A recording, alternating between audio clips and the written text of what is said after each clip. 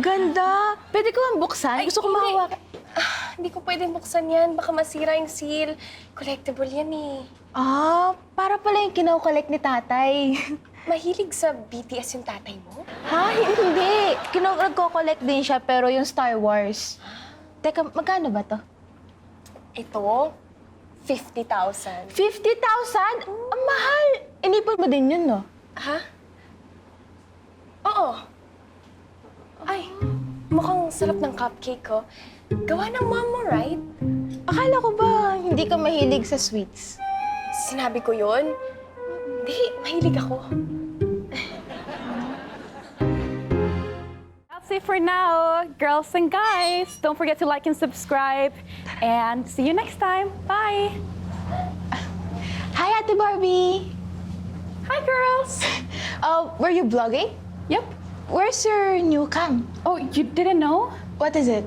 It's been missing. Nagwawala siya. Baka nawawala. Yung niya. It's been gone for several days now. What? What happened? I don't know, actually.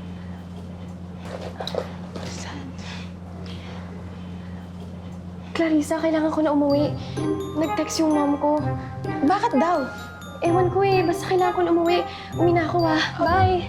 Bye. Ano ba ginagawa mo dito? Nasasabihin nga ako sa tungkol doon sa friend ko. Sinong friend? Si Emily, yung mahilig sa K-pop. Oh, ano nangyari? Naalala mo ba yung camera ni Ate Barbie yung nawala? Yung pang-vlog niya? Sabi nga raw. Tapos kanina naman yung relo ni tatay yung nawala. Oh, ngayon?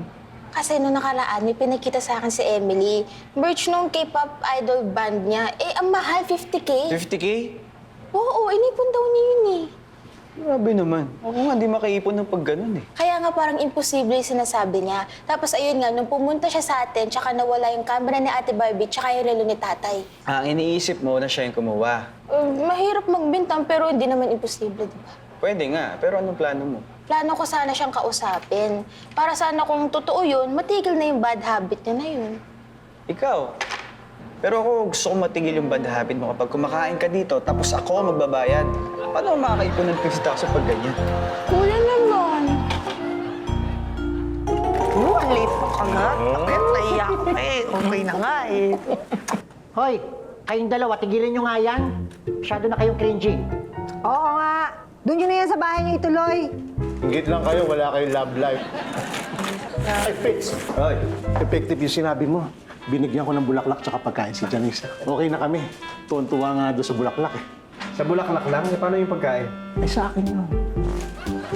De.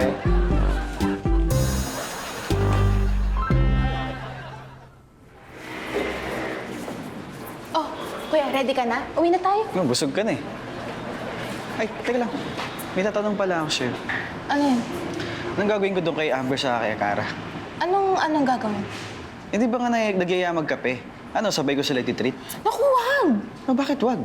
Kasi di ba, di mo pa alam kung sino nililigawan mo sa kanilang dalawa. Pwede pa naman. Eh, gusto ko sila muna makilala. O kaya nga, kung gusto mo sila mas makilala, dapat isa-isa mong i-date. Date talaga? Yung coffee date. Siunahin ko. Unahin mo na si Ate Amber. Puntahan mo doon sa work niya, total nandun na yung coffee.